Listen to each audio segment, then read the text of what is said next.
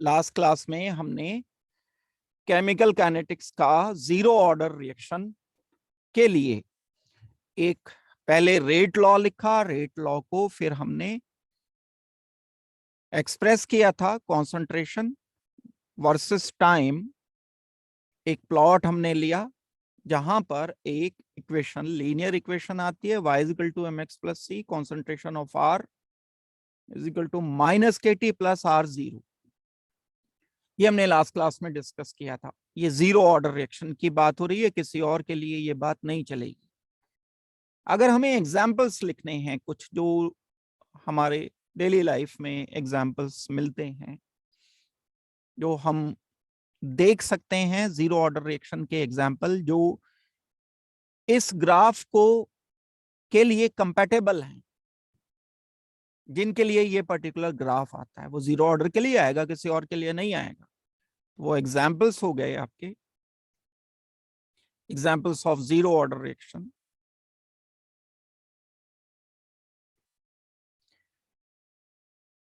Enzyme से जो catalyse reaction होते हैं कुछ, वो जीरो ऑर्डर रिएक्शंस होते हैं। एंजाइम कैटलाइज्ड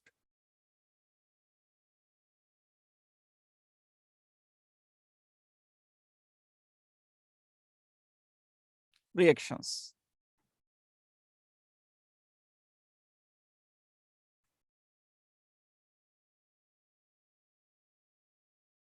बहुत सारे रिएक्शन एंजाइम से, एंजाइम क्या होते हैं? कैटलिस्ट होते हैं एंजाइम एक तरीके के।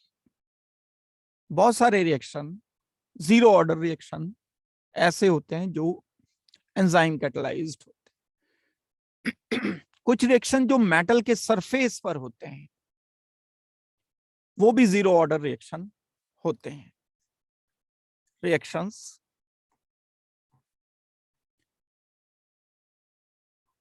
occur on metal surface.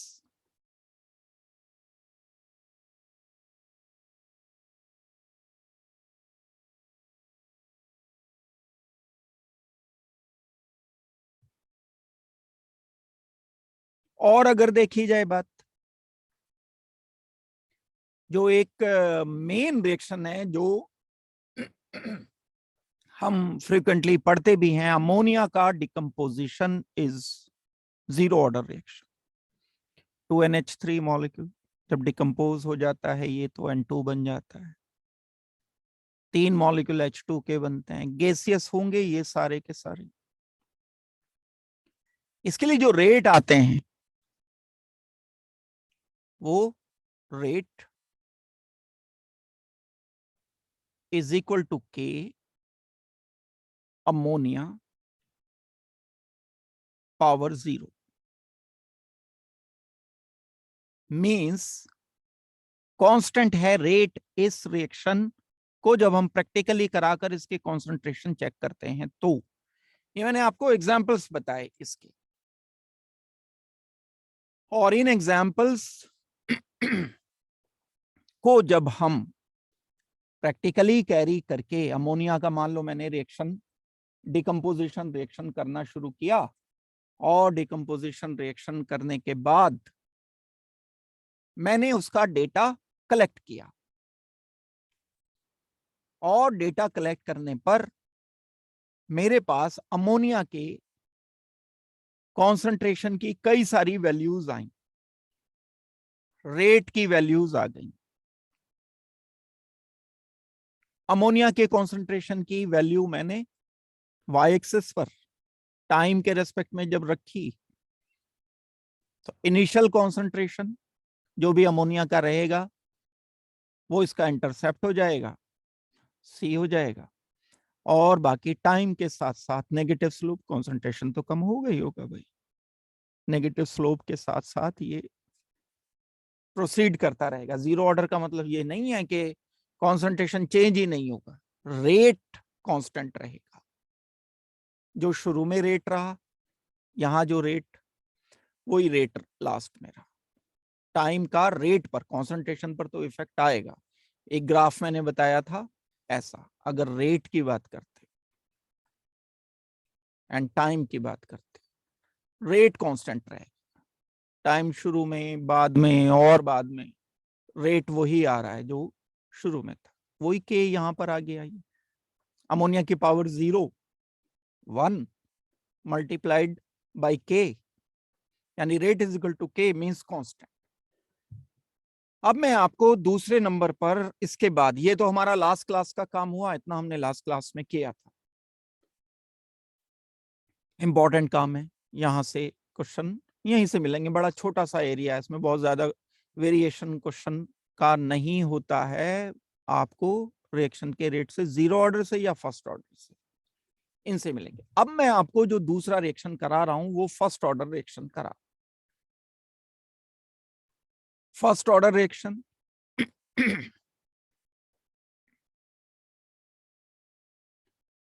का मतलब सीधा सा ये है कि जब कोई रिएक्टेंट प्रोडक्ट में कन्वर्ट होता है तो उसके लिए जो रेट लॉ मैंने प्रैक्टिकली चेक किया, that means minus D concentration of reactant over dt, वो आया कि R to the raise 1, ये 1 आना चाहिए। ये बोला जाएगा हमारा फर्स्ट ऑर्डर रिएक्शन। ये सब कुछ जितना भी आया ये प्रैक्टिकली आया, ये मैं 1 खुद नहीं लिख सकता। इसका मतलब ये है कि मैंने कॉन्सेंट्रेशन को डबल किया तो रेट डबल हो गया, कॉन्सेंट्रेशन ट्रिपल किया तो रेट ट्रिपल हो गया। इसको मैं कैसे लिख सकता हूं? D concentration of R over dt है। ये dt को मैं इधर ले जाता हूं k के साथ, dt माइनस इधर ले आया, ये वाला माइनस इधर कर दिया, over R to the raise 1।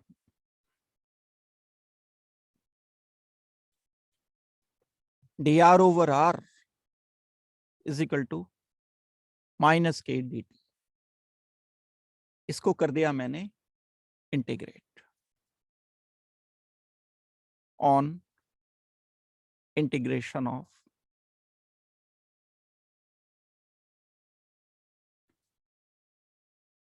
above equation।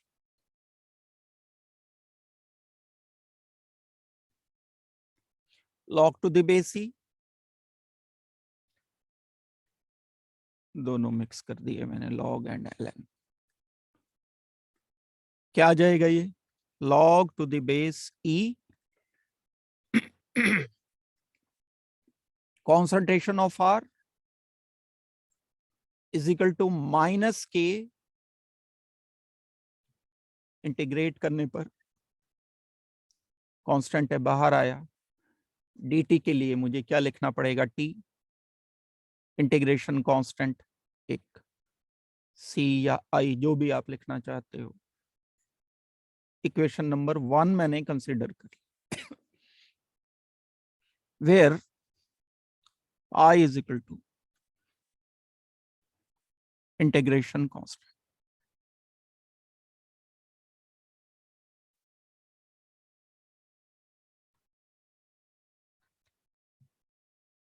अब कोई भी रिएक्शन जब मैं शुरू कर रहा था तब time t is equal to 0 था, इनिशियली सपोज करते हैं टाइम t 0 था, तो यहां पर 100% कॉन्सेंट्रेशन होगा, प्रोडक्ट तो ना के बराबर 0 ही होगा, ना के बराबर क्या। तो मैं time t is equal to 0 पर इनिशियल कॉन्सेंट्रेशन मान लेता हूं at time t is equal to 0, concentration of R is equal to R0।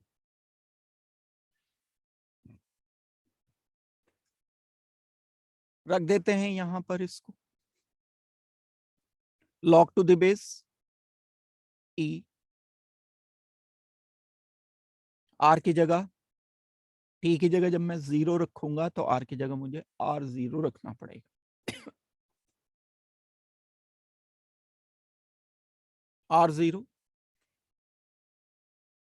minus K multiplied by 0 at time t is equal to 0 plus I।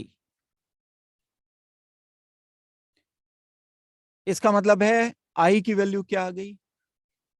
I is equal to log to the base c R0। ये आ गया मेरे पास। वही काम जो पहले किया था, इसको उठा करके मैं इक्वेशन नंबर 1 में रख देता हूं। Put the value of I in equation number 1। Equation number 1 में ये वैल्यू रखने पर क्या आ जाएगा?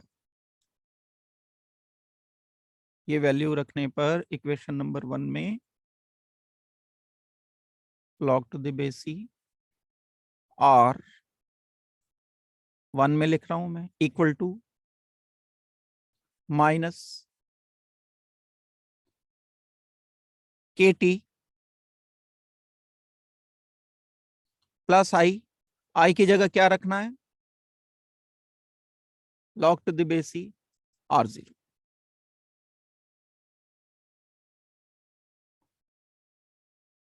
R0 and log to the base e आ जाएगा ये इसकी जगह।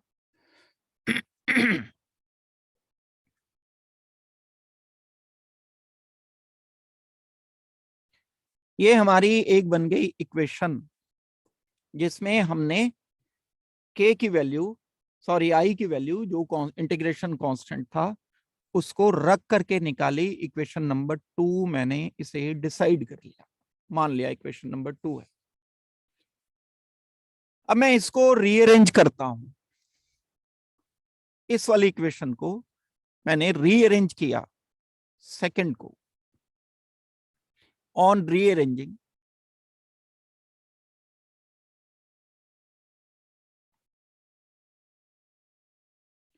इक्वेशन 2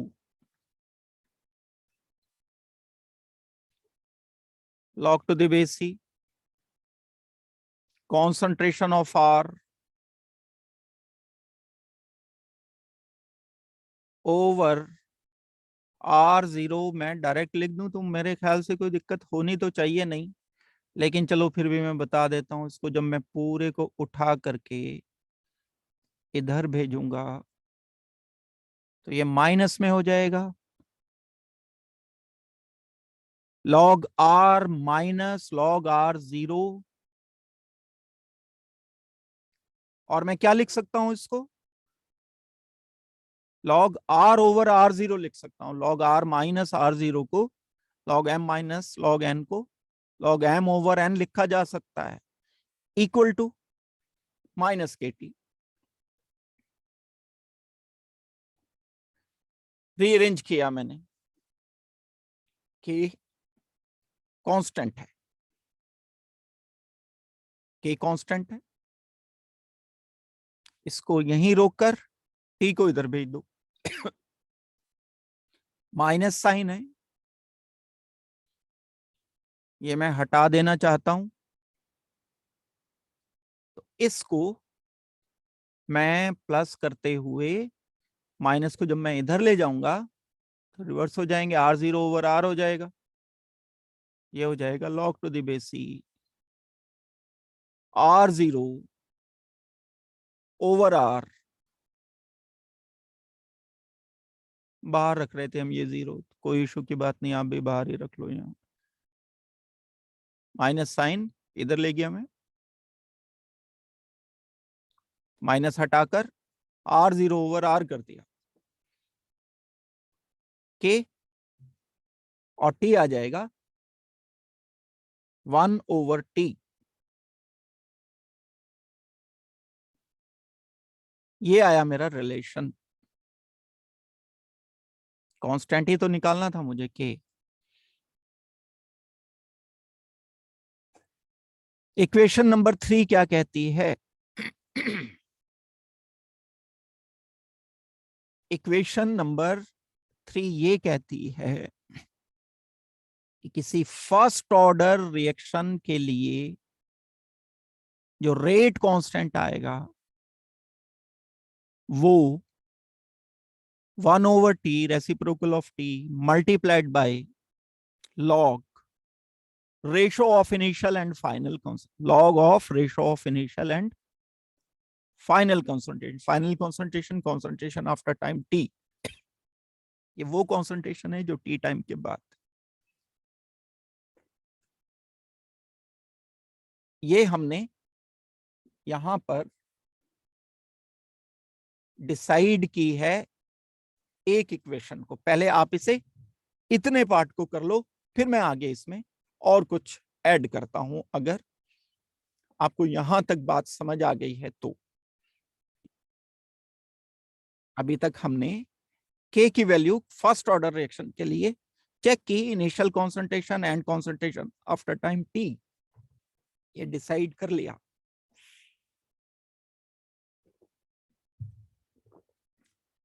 इस इक्वेशन को मैं दोबारा लिख रहा हूं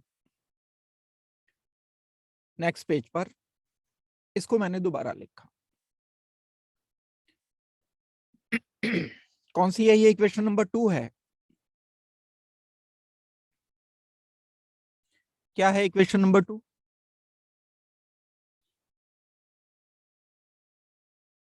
minus K T plus log to the base E R G.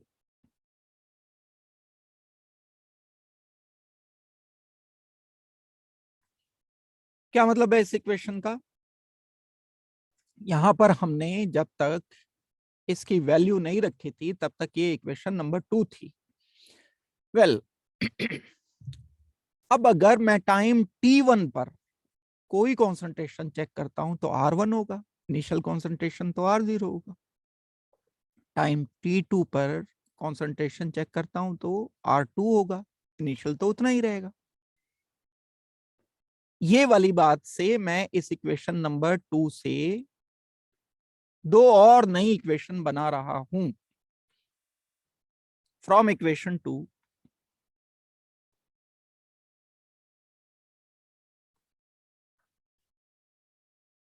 Eight time t1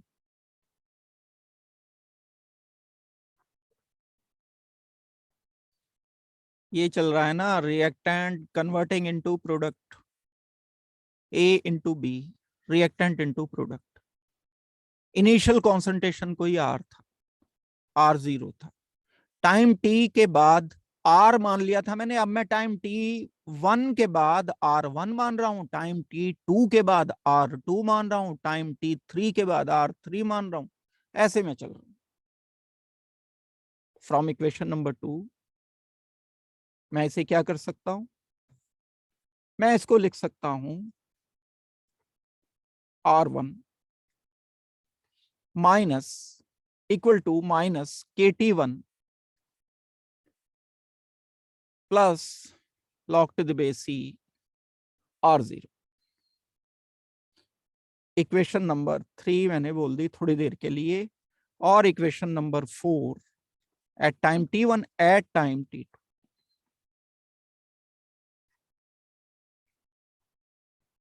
R2 is equal to minus KT2 plus log to the base C R0। R0 गायब हो जाएगा, माइनस कर दें अगर हम इक्वेशन 4 से इक्वेशन 3 को minus कर दें, subtracting.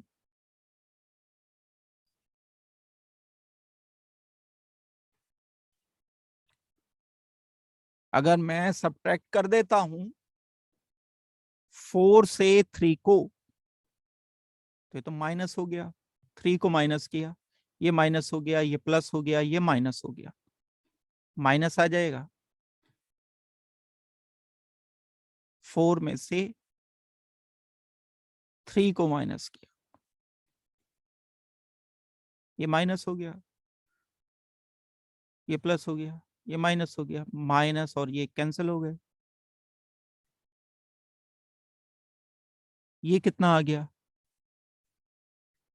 log to the base e R2 minus log to the base e R1, ये कितना आ गया दूसरी तरफ? दूसरी तरफ मेरे पास आ जाएगा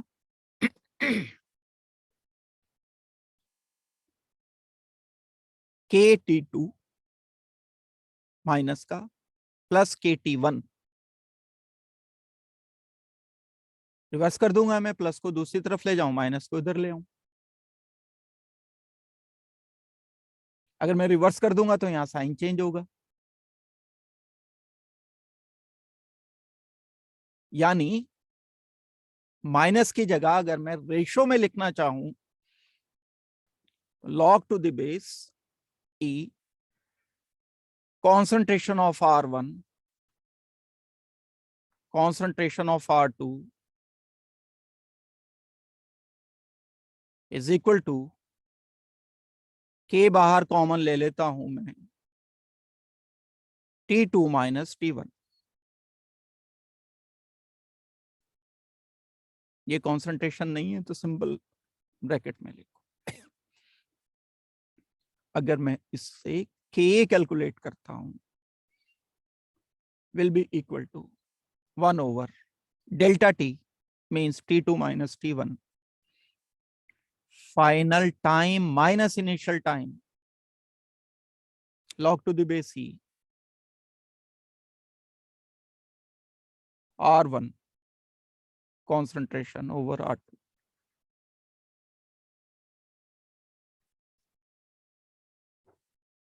ये है मेरी मेन इक्वेशन।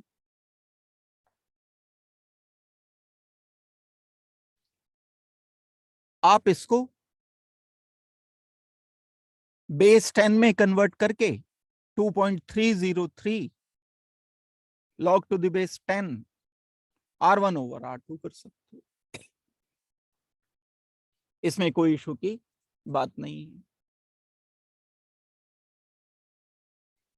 इस इक्वेशन नंबर 2 से हमने इसको ड्राइव किया। यहां थोड़ा सा ये कैलकुलेशन मीन्स एक बार और देख लो किसी को अगर नहीं लगी समझ। मैंने 4 में से 3 को माइनस किया, 4 में से 3 को माइनस किस तरह से किया, ये माइनस हो गया, थर्ड वाला कैंसिल हो गया, 4 है माइनस 3 प्लस है, इक्वल टू के बाद मैं KT1 तो +1 में लिख रहा हूं यहां, और ये लिख रहा हूं माइनस KT2, माइनस में बाहर कॉमन ले लेता हूं, K को कॉमन ले लिया मैंने, T2 माइनस T1 आ गया। वही मैंने लिखा, लेकिन इस माइनस का इलाज कर दिया मैंने।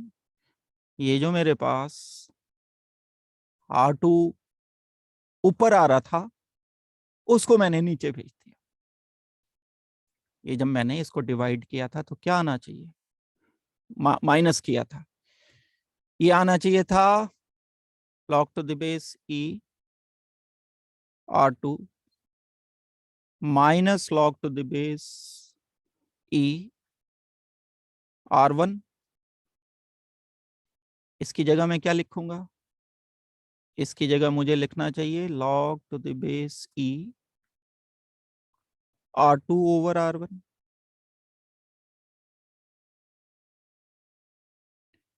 लेकिन ये तो माइनस के साथ है, जब ये माइनस को मैंने इधर दूसरी तरफ भेजा तो R1 over R2 हो गया, इसलिए मैंने ये इक्वेशन लिखी। अगर किसी को यहाँ कोई कंफ्यूजन हो तो फर्दर ये मेरे पास एक सिंपल सी इक्वेशन है, वो पहले वाली इक्वेशन भी मैं रख सकता हूं। ये फर्स्ट ऑर्डर रेट कांस्टेंट के लिए बिल्कुल लिखो, फर्स्ट ऑर्डर रेट कांस्टेंट के लिए अगर इनिशियल कॉन्सेंट्रेशन नहीं पता, बीच से कहीं रिएक्शन शुरू किया है T2 minus T1, time interval कहीं से 10वें सेकंड में और 15वें सेकंड में कॉन्सेंट्रेशन गिवन है, तो हम 15वें सेकंड के कॉन्सेंट्रेशन को 10वें सेकंड के कॉन्सेंट्रेशन के रेशो को और टाइम इंटरवल को 15-10 यहां रखेंगे। 5 इनिशियल कॉन्सेंट्रेशन नहीं पता, जब रिएक्शन शुरू किया था तब का कॉन्सेंट्रेशन नहीं पता, चलता आ रहा है कभी रिएक्शन दूर से कहीं। ये इक्वेशन एक हमारी आ जाएगी जो काम की इक्वेशन। फिर दोबारा से एक बार ध्यान देते हैं इक्वेशन नंबर 2 पर। इक्वेशन 2 में log to the base e r, मैं अगर इसको इधर ले आता हूं minus log to the base e r 0, क्या लिख सकता हूं मैं इसे? रीअरेंज किया मैंने एक बार फिर से, रीअरेंजिंग।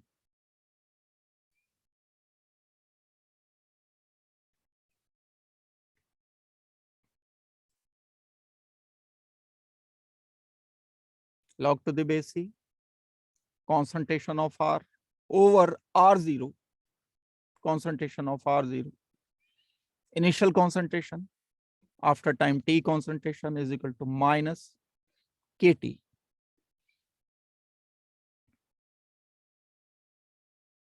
माइनस लिखा रहने दिया। अब अगर मैं इनका दोनों का एंटी लॉग ले लेता हूं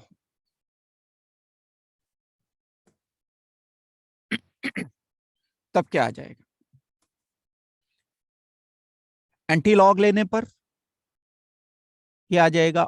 r over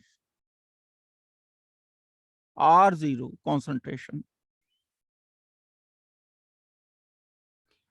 equal to e to the raise minus kt। kt exponent में पहुंच जाएगा, एंटी लॉग एंटी लॉग। फिर रीअरेंज करता हूं मैं इसको। फाइनली रीअरेंज करने पर r यानी concentration after time t is equal to initial concentration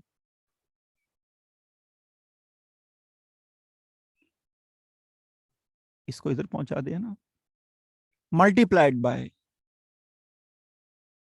e to the raise minus kt। ये जो एक इक्वेशन मेरे पास आई है,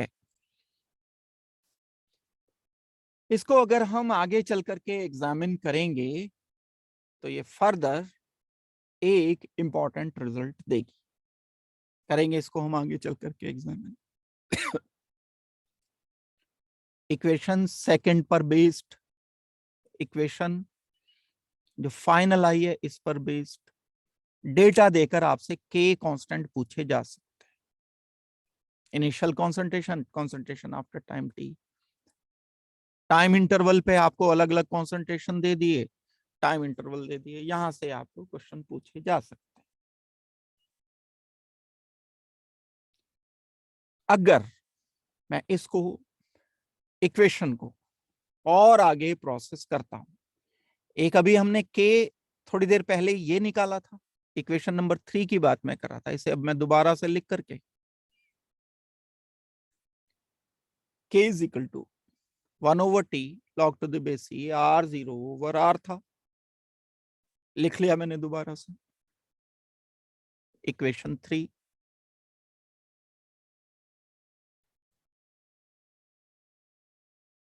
चलो ऐसे लिखी है तो ऐसे लिख लो, वैसे लिखी है तो वैसे लिख लो। k is equal to 1/t log to the base e 0 over r।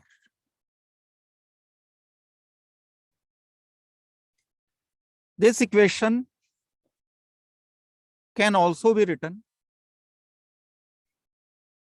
Formats हैं बस अलग अलग, बात तो एक ही है, इक्वेशन तो एक ही बनी है, फॉर्मेटिंग अलग अलग की है बस मैंने।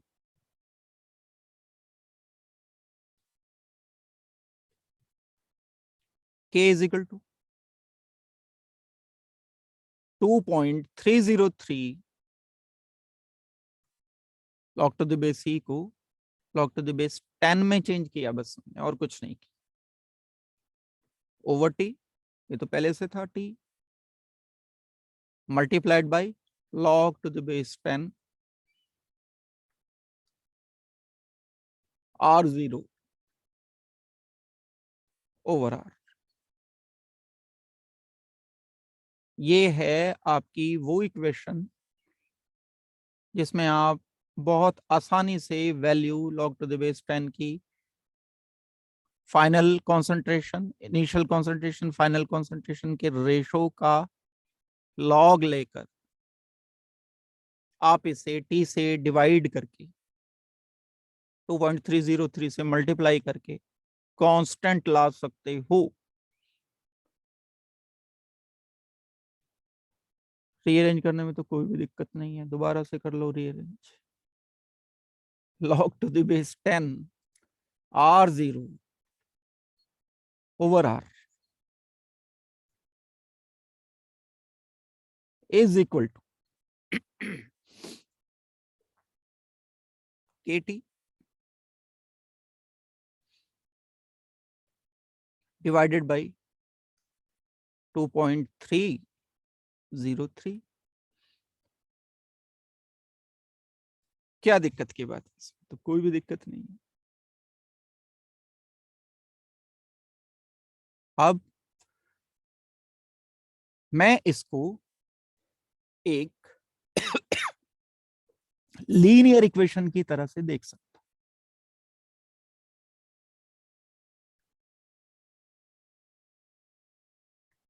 कैसे देखूं लीनियर इक्वेशन की तरह से? y is equal to M X plus C, जानते हो आप।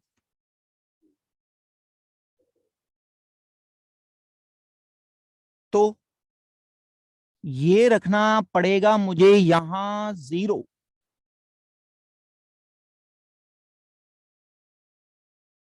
तभी मैं ऐसे +0 कर दूं, मैं तो कोई मना तो नहीं करेगा।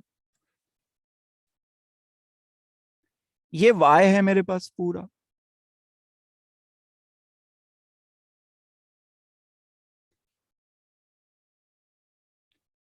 m क्या है मेरे पास? m है स्लोप, वो भी k बाई 2.303। कांस्टेंट है, स्लोप भी कांस्टेंट। कैसे कांस्टेंट है? k तो कांस्टेंट है, 2.303 कांस्टेंट है, टाइम t वेरिएबल है।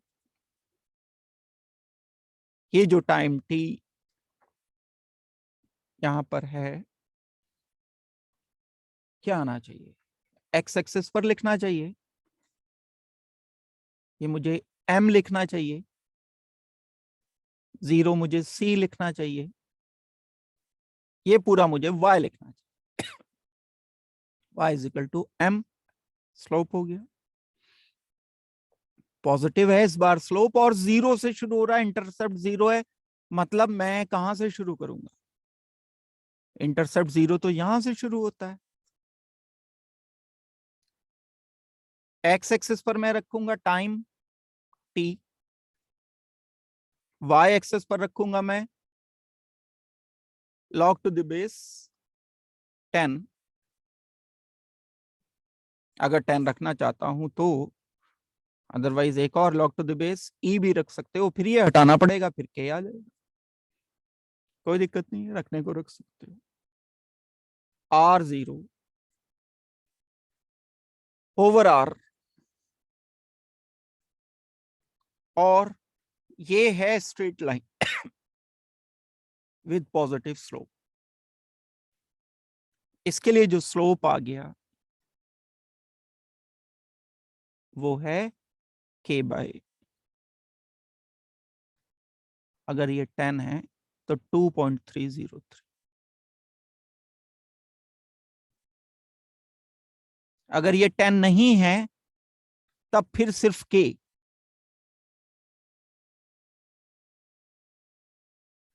जैसे जैसे टाइम बढ़ता चला जाएगा ऐसे इनिशियल कॉन्सेंट्रेशन फाइनल कॉन्सेंट्रेशन का जो रेशो है उसका लॉगरिथम लेंगे, इंक्रीज होता चला जाए।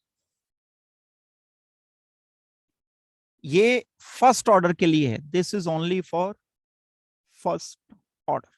सारा ट्रीटमेंट फर्स्ट ऑर्डर के लिए किया हमने, कॉन्सेंट्रेशन की पावर 1 मान करके सारा कुछ किया तो ये कुछ आया। किसी और के लिए नहीं अप्लाई कर सकते हम सेकंड थर्ड ऑर्डर के लिए, it is for first order reaction.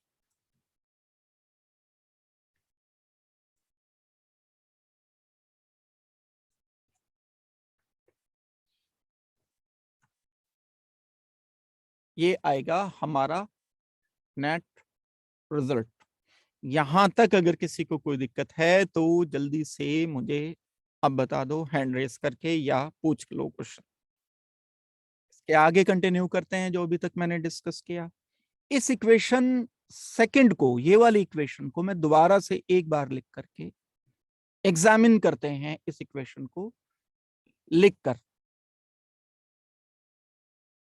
इस इक्वेशन को अगर मैं लिखूंगा दोबारा और इसको एग्जामिन करूंगा तो मैं ये पाऊंगा कि ये भी एक लीनियर इक्वेशन की तरह से ही बिहेव कर रही है। log to the base e r is equal to minus K T plus log to the base e r0। हम इसे कैसे लिख सकते हैं? इसको पूरे को मैंने कंसीडर किया y, इसको मैंने कंसीडर किया m, t को मैंने कंसीडर किया x प्लस c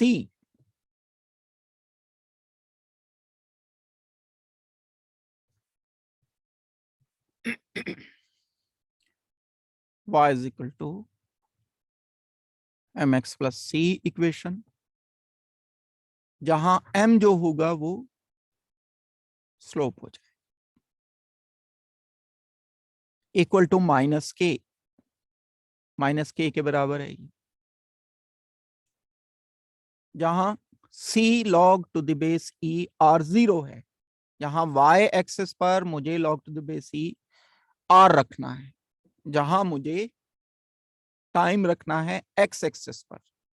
अगर ये एक मैं ग्राफ बनाता हूं,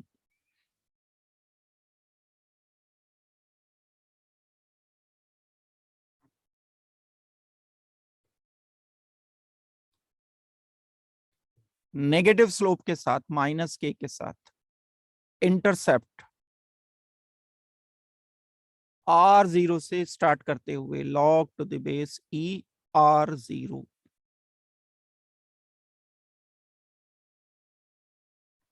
टाइम t अगर 0 रखा, इनिशियल कॉन्सेंट्रेशन। बस हमने पहले जो 0 ऑर्डर में लिखा था सिर्फ कॉन्सेंट्रेशन लिया था, अब यहां पर हम लॉगरिथम ले रहे हैं इसका। तो ये जो प्लॉट मैंने बनाया है किस किस के बीच में है? दिस इज प्लॉट बिटवीन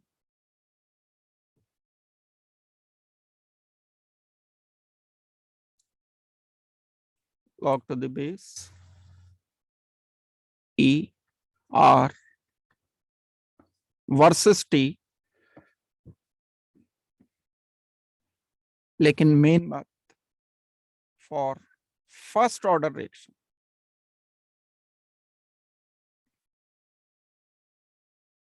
ये है मेन बात।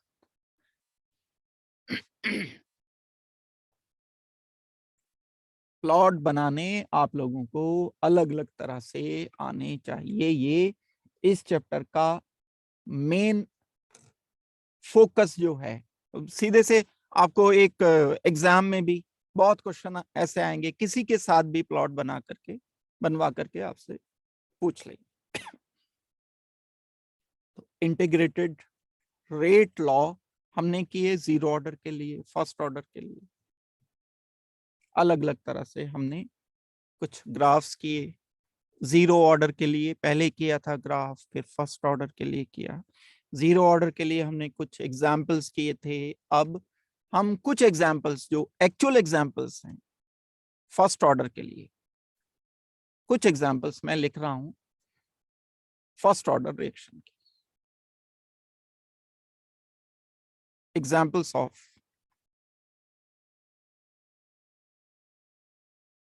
First order reaction.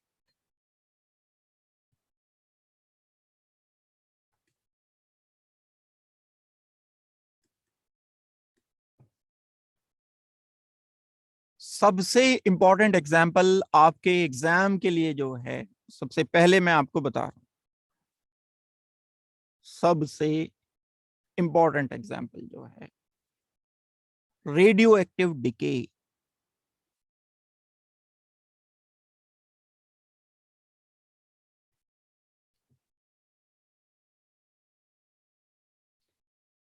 छोटी क्लास में ये पढ़ा हुआ होता है आपने। रेडियो एक्टिव डिके क्या होता है? जब मैं कोई मटेरियल एलिमेंट ऐसा लेता हूं जो रेडियो एक्टिव होता है, जैसे रेडियम, ये आर रेडियो एक्टिव के लिए नहीं लिखा गया है, ये रेडियम के लिए लिखा गया है। रेडियम एक एलिमेंट है, एटॉमिक नंबर 88 है इसका, एटॉमिक मास इसका 226 होता है। जब ये ब्रेक डाउन करता है एलिमेंट, एक तो होता है कंपाउंड का रिएक्शन, ये न्यूक्लियस टूटता है इसका, न्यूक्लियस में से हीलियम पार्टिकल या अल्फा पार्टिकल अलग निकल जाते हैं, साथ में एलिमेंट रेडियम से चेंज हो जाता है। चेंज है इसका रेट जो आता है फर्स्ट ऑर्डर के से रिजेंबल करता है। तो यहां 4 तो मैंने इधर कर दिया, 226 में से 4 इधर लिख दिया तो बचा 222। 88 में से 2 इधर लिख दिया तो 86 बचा। रेडॉन का जो एटॉमिक नंबर है वो 86 है। तो इसके लिए जो रेट प्रैक्टिकली आता है, practically rate is equal to K, rate constant, radium का कॉन्सेंट्रेशन पावर 1, ये प्रैक्टिकली किया गया। तो रेडियो एक्टिव डिके यही नहीं, कोई सा भी दुनिया का अगर कोई रिएक्शन रेडियो एक्टिव रिएक्शन है, that will necessarily B first order reaction. Radio active मतलब बॉन्ड नहीं तोड़ना हमने, बॉन्ड नहीं बनाने हमने न्यूक्लियर रिएक्शन करने हैं, न्यूक्लियस तोड़ना है। बड़े रेयर रिएक्शन होते हैं ये, डेली लाइफ में नहीं देखने को मिलते हैं, वो तो केमिकल रिएक्शन होते हैं डेली लाइफ में। रेडियम को हम तोड़ते हैं और न्यूक्लियस को तोड़कर आधा पार्ट इधर आधा पार्ट इधर कर दिया, आधा या मतलब थोड़ा बहुत। तो जितने भी रेडियो एक्टिव डिके हैं, ऑलमोस्ट नहीं, ऑल रेडियो एक्टिव डिके, चाहे वो नेचुरल है चाहे वो आर्टिफिशियल है, नेचुरल और artificial,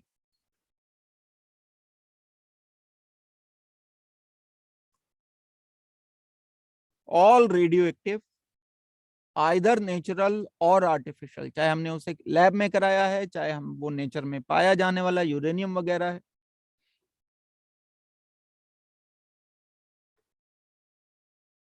of unstable nuclei, radio activity होती ही अनस्टेबल में है, स्टेबल में तो होगी ही नहीं। ऑफ अनस्टेबल न्यूक्लियाई मतलब nucleus, are of first order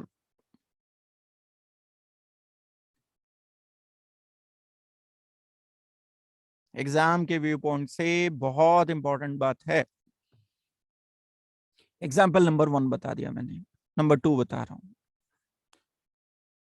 दूसरा एग्जाम्पल अगर आप देखते हो तो जो N2O5 का डिकम्पोजिशन होता है,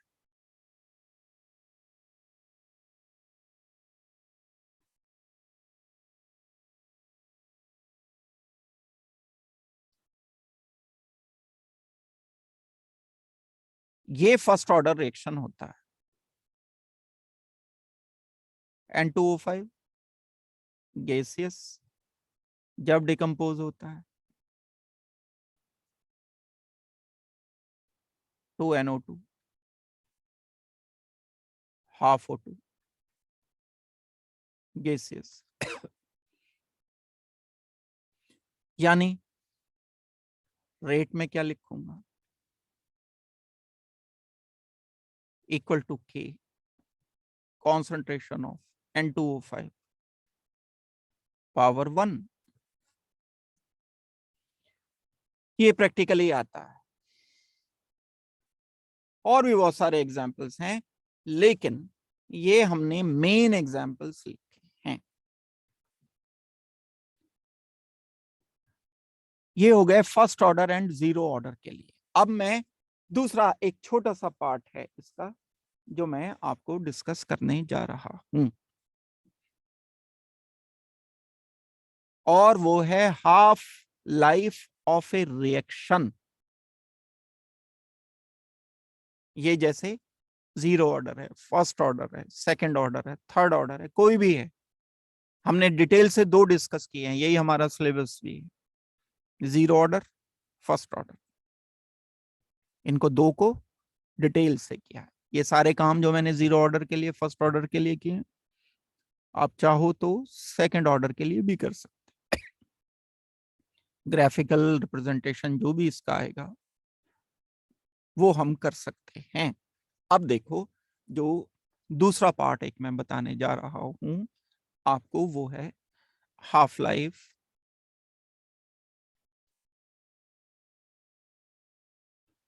ऑफ ए रिएक्शन।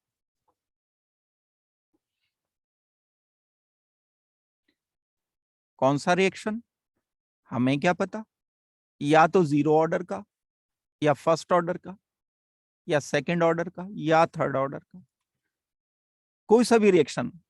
ये कैसे पता चलेगा, ये तो प्रैक्टिकली पता चलेगा। कोई भी रिएक्शन है वो जीरो ऑर्डर हो सकता है, मतलब उसका रेट इनिशियल कॉन्सेंट्रेशन पे डिपेंड करता ही नहीं, कॉन्सेंट्रेशन रेट कांस्टेंट है, मतलब टाइम के साथ साथ शुरू में भी उतना ही रेट था, बीच में भी उतना ही है, बाद में भी उतना ही है, रेट चेंज होता ही नहीं। Zero order, first order, second and so on. बात हुई रिएक्शन की। हाफ लाइफ, ये क्या चीज है भाई, आधी जिंदगी। मतलब किसी की लाइफ अगर 50 है तो 25 हाफ। क्या मतलब है, रिएक्शन कंप्लीट होने में, 100% कंप्लीट होने में जितना टाइम लगता है उससे जस्ट हाफ होने में जो टाइम लगेगा उसको हम हाफ लाइफ बोले। क्या मतलब है हाफ लाइफ का डेफिनेशन अगर हम दें, रिएक्शन कोई भी हो, जीरो, फर्स्ट, सेकंड, वो एक अलग चीज है, लेकिन हाफ लाइफ की डेफिनेशन एक ही रहेगी, the time required to convert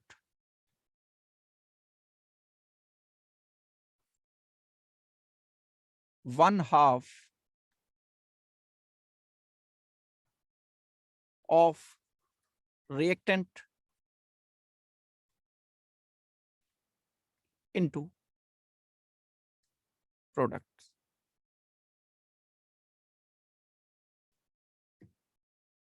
मेरे पास इनिशियल कॉन्सेंट्रेशन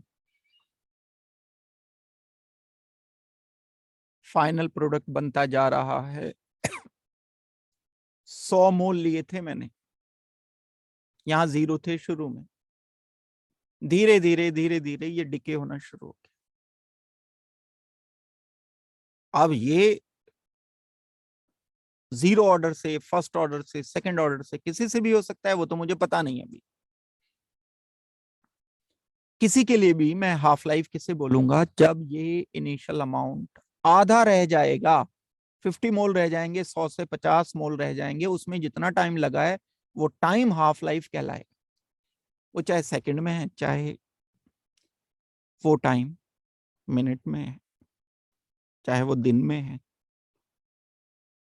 चाहे वो महीने में है, चाहे 1 साल में है, और चाहे वो लाइट ईयर, किसी में भी मान लो, डिस्टेंस है, कुछ भी है, वॉट एवर। हम टाइम की बात कर रहे हैं, time required to convert half of reactant into product. आधा बन जाए या आधा रह जाए, आधा प्रोडक्ट में कन्वर्ट हो जाए या आधा बचा रह जाए, बात तो एक ही। या फिर मैं के इस बात को शब्दों का हेर फेर करते हुए इसको चेंज कर सकता हूं। The time in which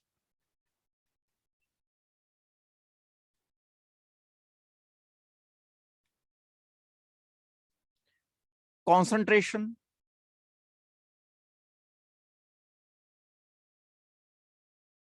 of reactant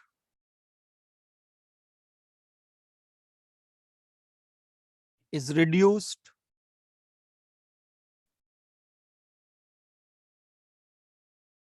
to 1/2 of its initial concentration.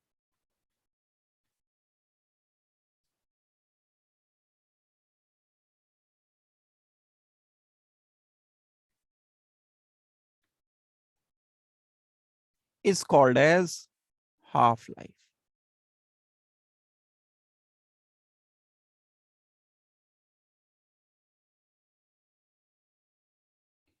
T1/2 से रिप्रेजेंट करते हैं।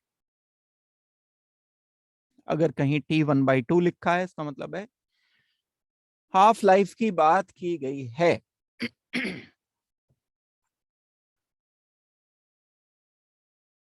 ये तो बात हो गई डेफिनेशन। अब अगर मैं आपको अलग अलग ऑर्डर ऑफ रिएक्शन के लिए हाफ लाइफ सोचने के लिए बोलता हूं, एक हमने पढ़ा था 0 ऑर्डर रिएक्शन, रिएक्टेंट है, प्रोडक्ट में कन्वर्ट हो रहा है, इसके लिए rate is equal to K concentration of R power 0। Time T is equal to R0 ले लिया मैंने, टाइम टी पर आर ले लिया, पावर 0 में कर दूंगा तो रेट इसका कांस्टेंट रहेगा। एक इक्वेशन हमने यहां से ड्रॉ की थी, याद रखनी पड़ेंगी ये बातें, नहीं याद रखोगे तो नहीं आएगी बात समझ। एक इक्वेशन हमने ड्रॉ की थी 0 ऑर्डर के लिए, k is equal to initial concentration minus concentration after time t divided by time taken. This is for 0 order reaction.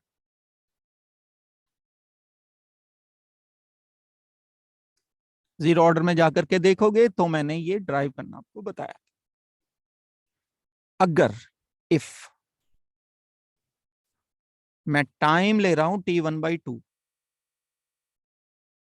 मतलब मैं ऐसा टाइम ले रहा हूं कि इनिशियल कॉन्सेंट्रेशन का आधा बच जाए final concentration, t is equal to t1/2, then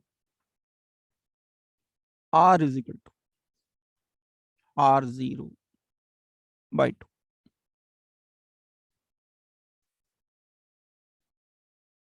ये आएगी बात। अगर मैं ये वैल्यू यहां पर रखता हूं, rate constant k is equal to r0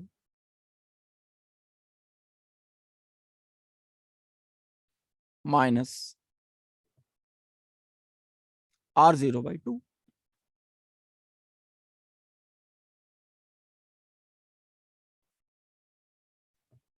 भाई r की वैल्यू ही रखी ना, ये मैंने यहां से उठा करके वैल्यू r की रख दी, r की जगह ये रख दी, डिवाइडेड, ये t सारे t नहीं है, लेकिन ये तो t1/2 है, हाफ लाइफ है ये। So for zero order reaction,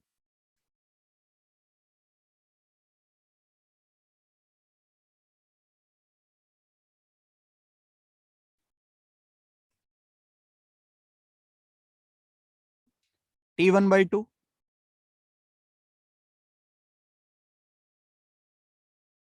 is equal to, minus कर दूंगा मैं, एक में से आधा माइनस कर दिया तो क्या बचा, आधा r0 बचा ना, r0/2 बचा, k तो ये इधर ले आया मैं। हाफ लाइफ इनिशियल कॉन्सेंट्रेशन का आधा करते हुए रेट कांस्टेंट से अगर मैं डिवाइड कर देता हूं तो t1/2 आ जाती है। मैं इसको ऐसे भी कह सकता हूं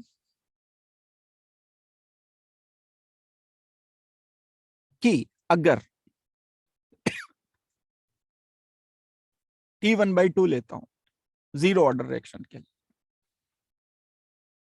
ये कांस्टेंट, ये कांस्टेंट क्या लिखते हैं हम, मान लो a इज डायरेक्टली प्रोपोर्शनल टू b,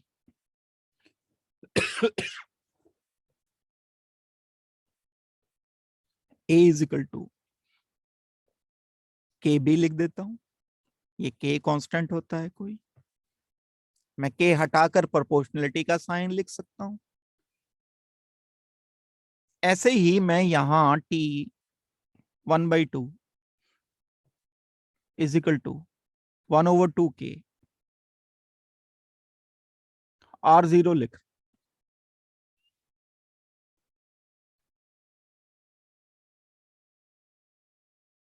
अगर मैं इस पूरे को कहता हूं कि ये कांस्टेंट है ही, कहना क्या था, तो t1/2, ध्यान रहे फॉर जीरो ऑर्डर रिएक्शन की बात हो रही है, किसी के लिए भी नहीं, is directly proportional to initial concentration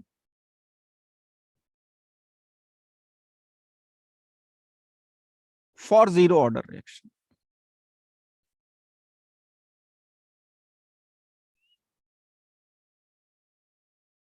जितना ज्यादा इनिशियल कॉन्सेंट्रेशन लोगे उतना ही ज्यादा हाफ लाइफ होगी। कभी लेकिन अगर आपसे ये कहा जाए कि k की वैल्यू जितनी ज्यादा होगी तो t1/2 उतना कम होगा, you can also say t1/2 is inversely related with rate constant for zero order reaction। यहां से मैं दो स्टेटमेंट कैलकुलेट कर पाया हूं, दो स्टेटमेंट मैं यहां से सोच पाया। कौन कौन से दो स्टेटमेंट मैंने सोचे, वो दो स्टेटमेंट हैं t1/2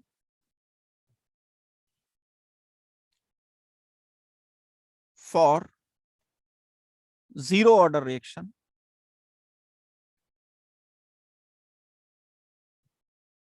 half life directly proportional to concentration as given in initial phase. एक स्टेटमेंट। दूसरा statement, for zero order reaction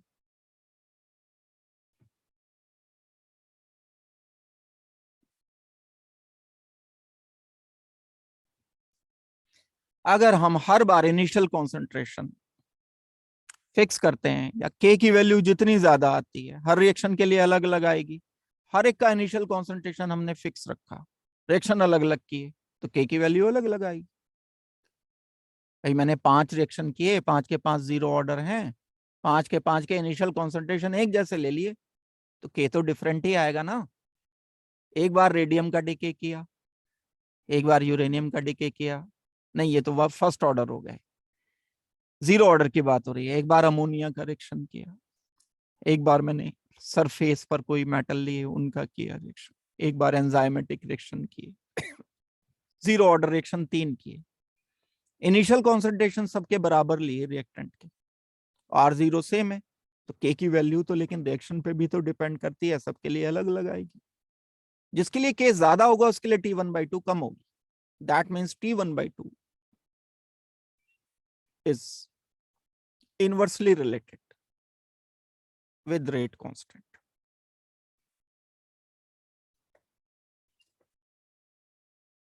ये दो बातें किसी भी रूप में क्वेश्चन का कोई भी रूप धारण करके आ सकती है।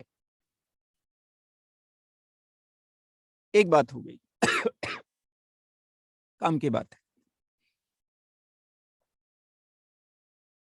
अब हम एक और करते हैं, बस आज जो है ये आपका एक पार्ट ये पूरा हो जाएगा थ्योरी का। जीरो ऑर्डर के लिए हमने हाफ लाइफ डिस्कस कर लिया, अब मैं फिलहाल फर्स्ट ऑर्डर के लिए हाफ लाइफ बता रहा हूं कि क्या होगी।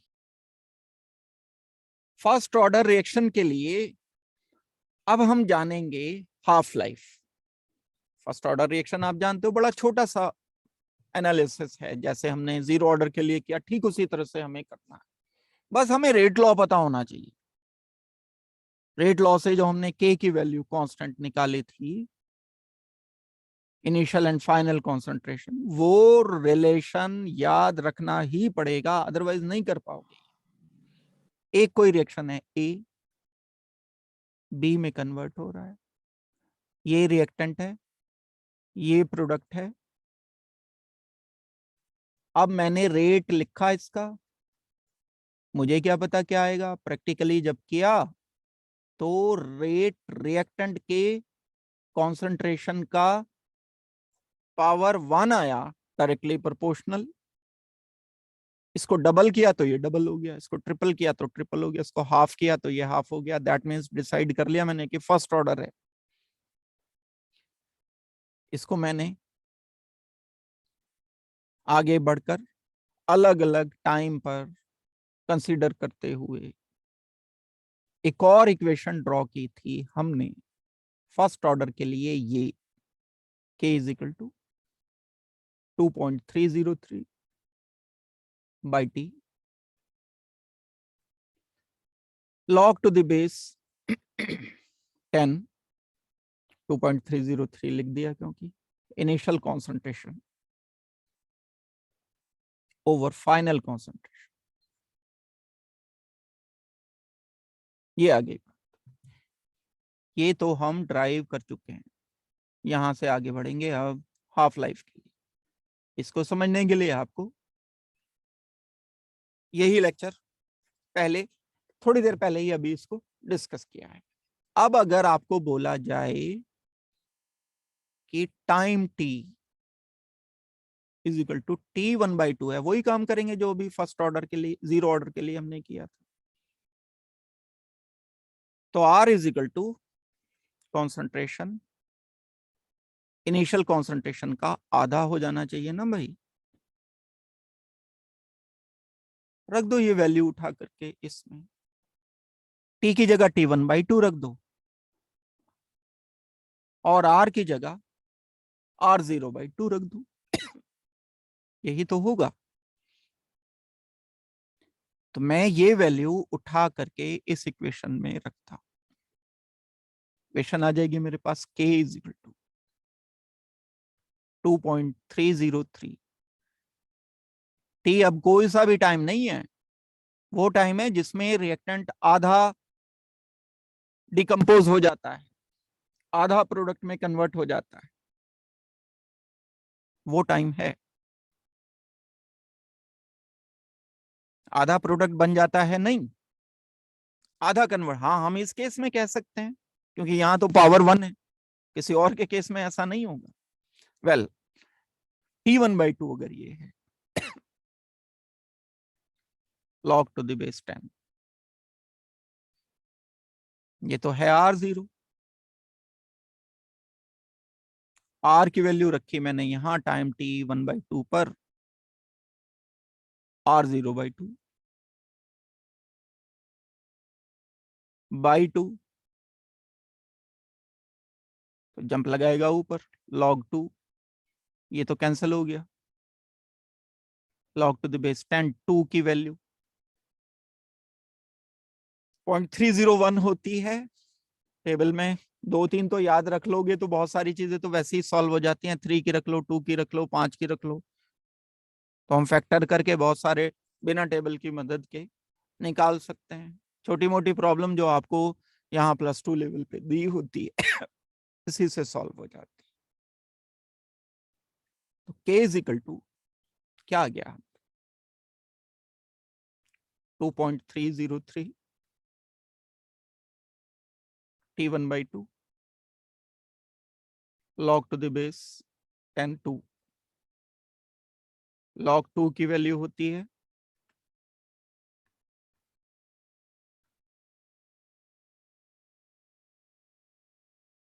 k will be equal to, k की जगह मैं क्या कर सकता हूं, इंटरचेंज कर दूं, T1/2, हाफ लाइफ चाहिए ना मुझे,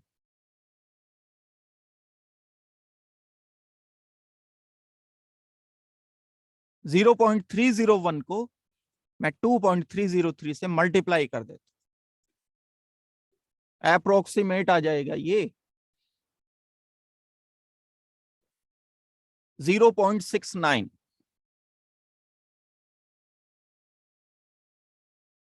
3 divided by k।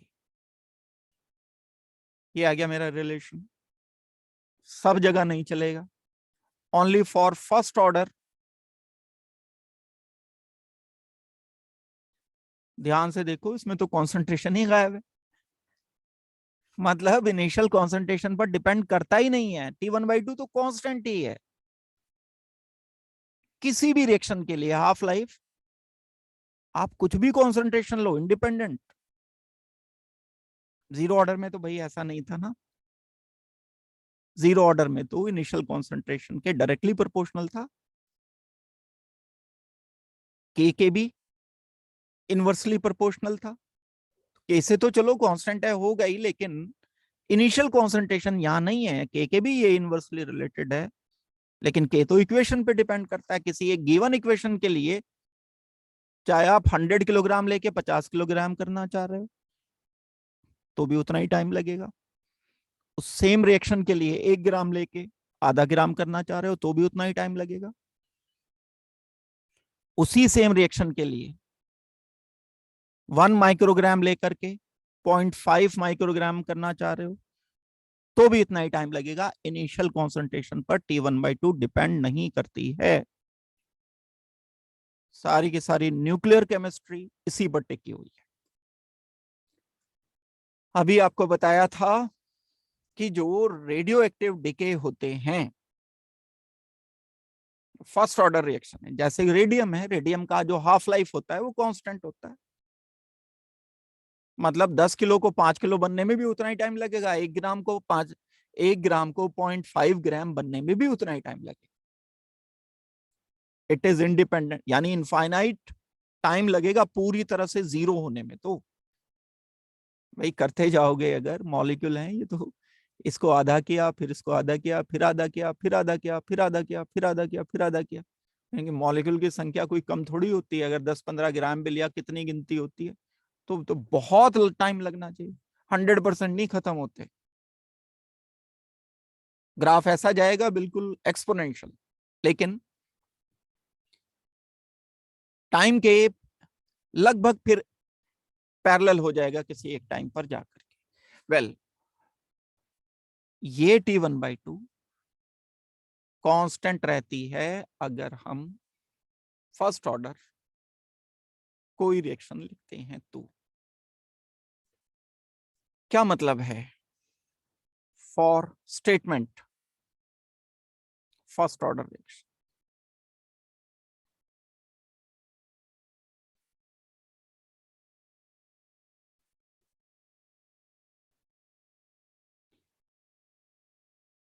T1/2 is independent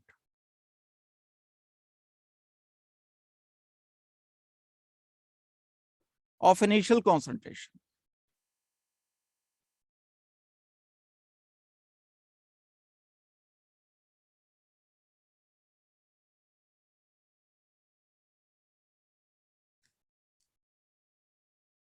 कुछ भी इनिशियल कॉन्सेंट्रेशन रखो,